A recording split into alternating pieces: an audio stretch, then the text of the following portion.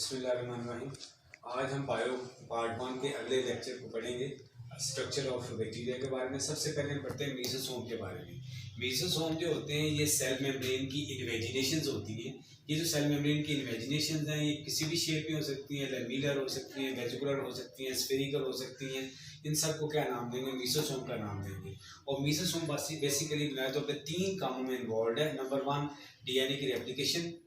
Number 2 जब cell ने divide हो तो वो यहीं से इस फरो से डिवाइड होगी। नंबर 3 ये रेस्पिरेटरी एंजाइम की ट्रांसपोर्टेशन में इन्वॉल्व है, डीएनए की रेप्लिकेशन, सेल डिवीजन में और रेस्पिरेटरी एंजाइम की ट्रांसपोर्टेशन में। उसके बाद हम स्टडी करते हैं ग्रेन्यूल्स और स्टोरेज बॉडीज को। जो बैक्टीरिया होते हैं ये कॉम्पिटिटिव एनवायरनमेंट में रहते हैं। अमूमन इन्हें किसी न किसी चीज़ की कमी रहती है, तो जब भी इन्हें कोई फूड के पार्टिकल्स मिलते हैं जैसे कि लिपिड्स हैं, फैट्स हैं, सल्फेट्स हैं, फॉस्फेट्स हैं, तो ये उसको वेजिकल बना के बॉडी के अंदर स्टोर कर लेते हैं, महफूज कर लेते हैं।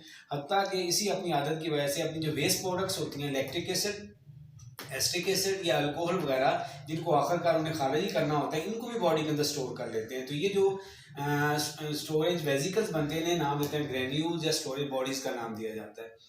आगे हम पढ़ेंगे स्पोर्स के बारे में कि जब अनफेवरेबल एनवायरमेंटल कंडीशंस आ जाती हैं तो बैक्टीरिया ने सर्वाइव करने के लिए क्या करते हैं? अपने स्पोर बनाते हैं। 2 किस्म के स्पोर बनते हैं, एक्सोस्पोर्स और एंडोस्पोर्स। एक्सोस्पोर जो है वो फंगस का करैक्टर है। यहाँ पे हम एंडोस्पोर के बारे में पढ़ेंगे कि जो इसकी सेल मेम्ब्रेन और इसके कंटेंट्स होते हैं वो सारे कंटेंट लिविंग कंटेंट श्रिंक कर जाते हैं। सेल वॉल अपनी जगह पे इंटैक्ट रहती है, लेकिन सेल मेम्ब्रेन्स में लिविंग कंटेंट श्रिंक कर जाते हैं। सेल में किसी भी जगह पे इकट्ठे हो जाएंगे, उनके गिर्द एक रेजिस्टेंट स्ट्रक्चर बन जाता है, इसे हम कहते हैं स्पोर। तो ये स्पोर हर किस्म की एनवायरमेंटल कंडीशन को टॉलरेट कर सकता है। टेम्परेचर की चेंजेस हों, पीएच की चेंजेस हों, पानी की चेंजेस हों, सबको बर्दाश्त कर सकता है।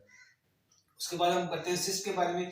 सिस्ट जो होता है इसमें कोई सेल का ऐसा श्रिंक नहीं करता, बल्कि पूरे सेल के ऊपर एक रेजिस्टेंट स्ट्रक्चर डेवलप हो जाए, उसको हम कहते हैं सिस्ट। और ये अनफेवरेबल एनवायरनमेंट को टॉलरेट करता है, लेकिन ये हीट की चेंजेस को, टेम्परेचर के चेंजेस को बर्दाश्त नहीं कर सकता।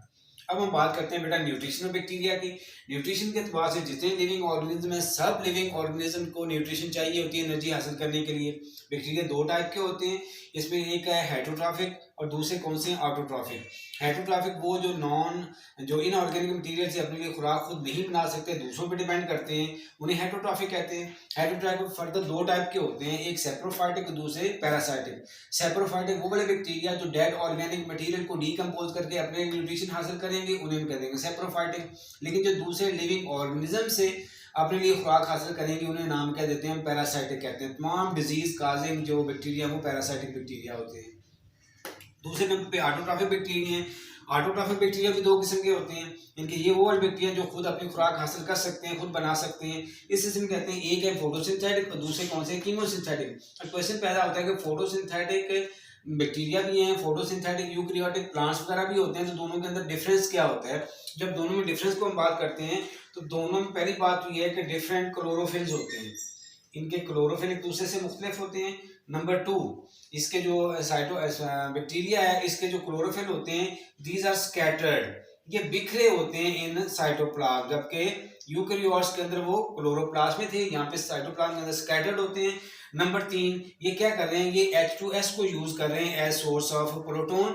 और नंबर 4 ये लिबरेट क्या कर रहे हैं? ये सल्फर लिबरेट कर रहे हैं। तो ये 4 डिफरेंसेस हो गए कि डिफरेंट क्लोरोफिल्स हैं, इसके क्लोरोफिल साइटोप्लाज्म में स्कैटर्ड होते हैं, ये H2S को यूज करते हैं एज सोर्स ऑफ प्रोटॉन और लिबरेट क्या करते हैं? सल्फर।